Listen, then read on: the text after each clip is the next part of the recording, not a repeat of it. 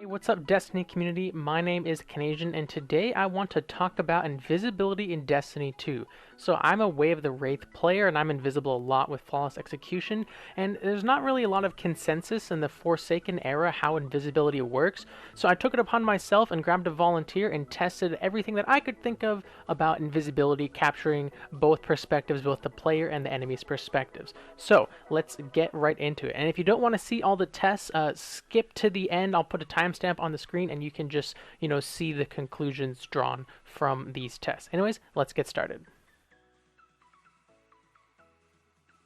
On your radar, there's a circle around the player that's about 5 meters. Any player inside that circle, regardless of their invisibility or not, will be detected.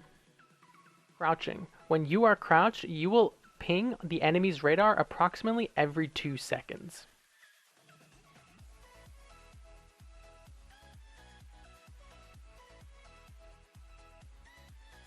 When you as the player are crouched, your own radar will ping, your little triangle will pulsate about every 1 second.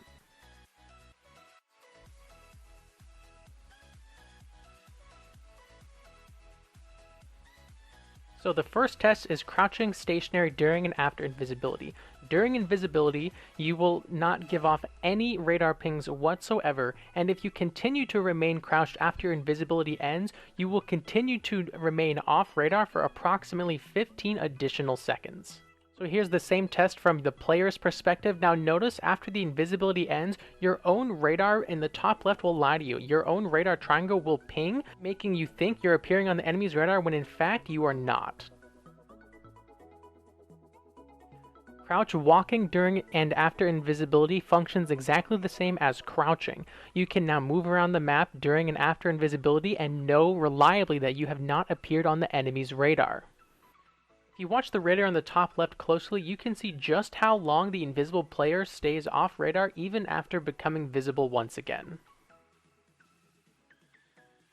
In the player perspective test, pay close attention to my radar triangle on the top left. After my invisibility ends, it will start to ping, but in reality, I'm not actually on the enemy's radar. Being off radar for an additional 15 seconds is a really strong component of invisibility, and I'm excited to see how players use this knowledge, use this tactic in the Crucible going forward. So standing stationary during and after invisibility, you will not have any radar pings while you are invisible, but once you reappear and you are standing, you will ping the enemy's radar.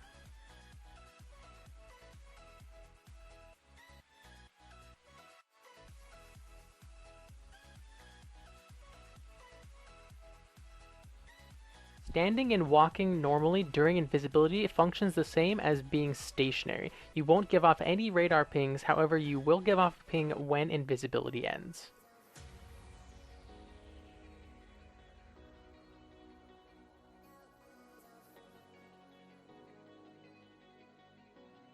So sprinting during invisibility functions different from everything else. You will give off an initial radar ping right when you start to sprint, but will not give off any additional radar pings as you continue sprinting.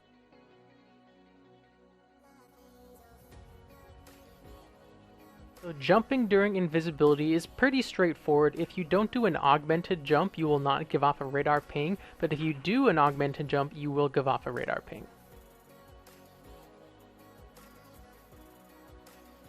Again, from the player's perspective, when you do an augmented jump while invisible, your own radar triangle will not ping, but the enemy will have received a radar ping and they will know you are there.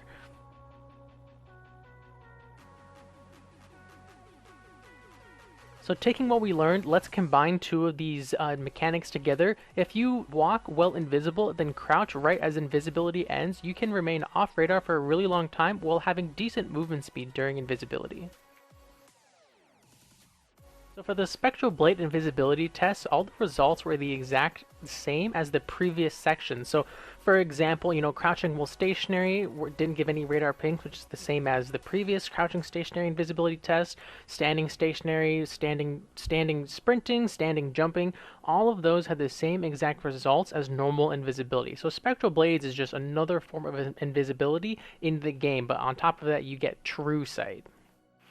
One thing to note is that Well, in Spectral Blades, if you are on PC, I don't actually think it's possible to do crouch walking or standing walking because with on PC you only have like one input, WS, etc., and your character is just going to start full on sprinting. So on console you can do any walking actions, in Spectral Blades, but I don't think you can on PC. So while Spectral Blades on PC, they do not have access to crouch walking or standing walking, those options are available for console players. One thing that just occurred to me after having recorded all the footage is that on PC, if you walk sideways, for example using the A or D key, I don't actually know if that would create a radar ping. And finally, we had one little bonus test using Wish Ender or True Sight abilities. True Sight does reveal people in invisibility. Here, I'm wearing Knucklehead Radar, and you can see that he's not showing up on radar, but I can see him through the tree stump. So what are the conclusions and tactics we can draw from all these tests? Well, the first conclusion is that your own radar triangle in the top left is not an accurate representation of when you are pinging the enemy's radar.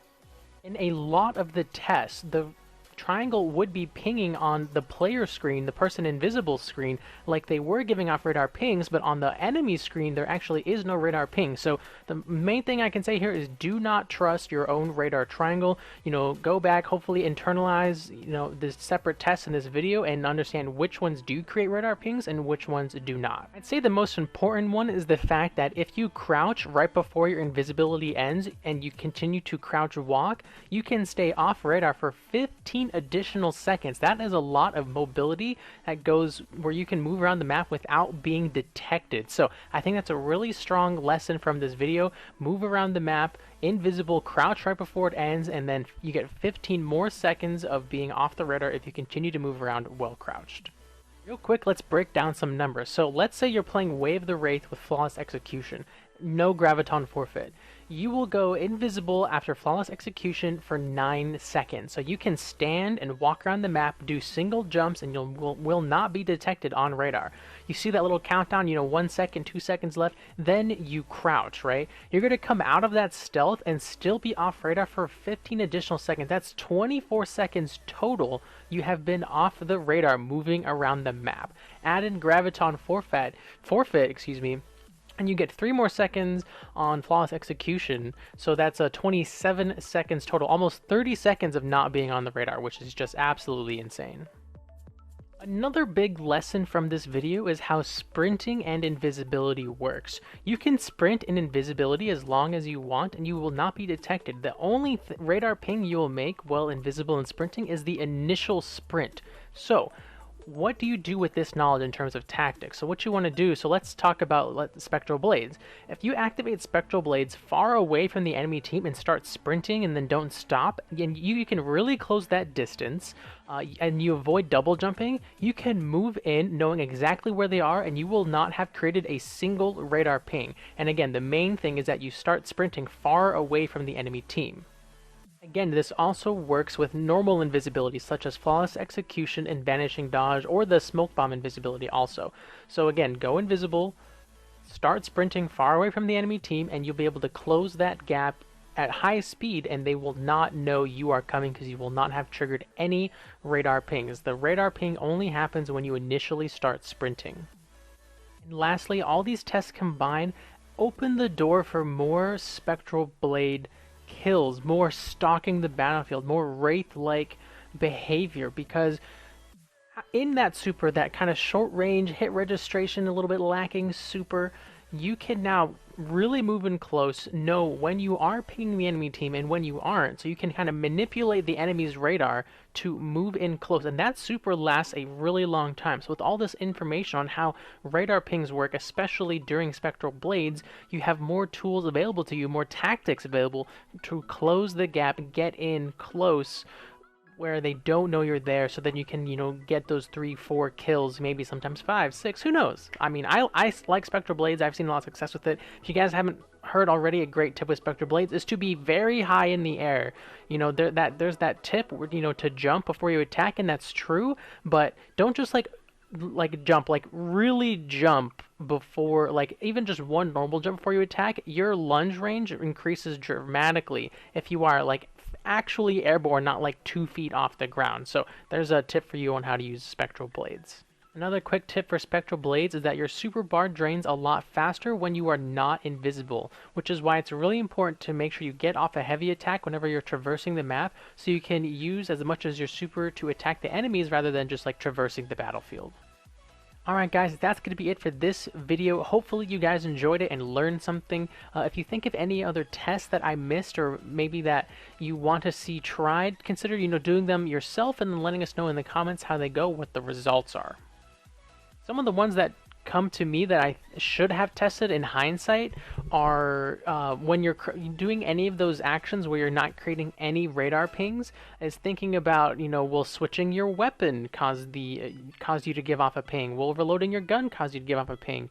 Will activating your super cause you to give off a ping? And then another one in Spectral Blades is if you're invisible and you do a heavy attack to like close the gap, you still remain invisible. Is that going to give off a ping too? I kind of imagine that one would. But yeah, so kind of little nuances like that, didn't occur to me. But yeah, definitely guys, if you really want to know about those, let me know and I can try, find a volunteer to test those. But I think, we did a pretty holistic view of invisibility in PvP especially. So thank you guys so much for watching. If you liked the video, consider giving it a like and sharing it with your friends. If you want to see more content like this in the future, consider subscribing. And if you want to see more of the gameplay in the background, I do stream my Destiny 2 PvP gameplay on Twitch. I'm away of the Wraith main, love the Chaperone. I'm a precision type of player, and you guys can check all that out if you so choose. All those links will be in the description. And finally, if you want to see a video, it's a pretty old video, but a video on how to really increase your KD efficiency in Destiny 2.